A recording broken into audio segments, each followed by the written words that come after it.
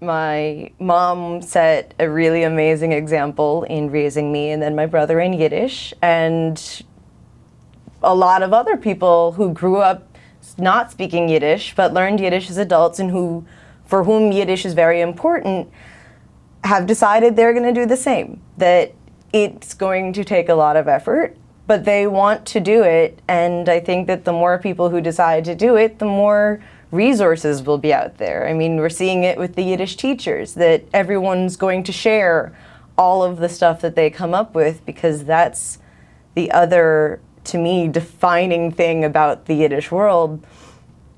The people who make it want you to have it. That there's this amazing sense of like, okay, you want to translate this poem? Let me go way out of my way to help you translate that poem.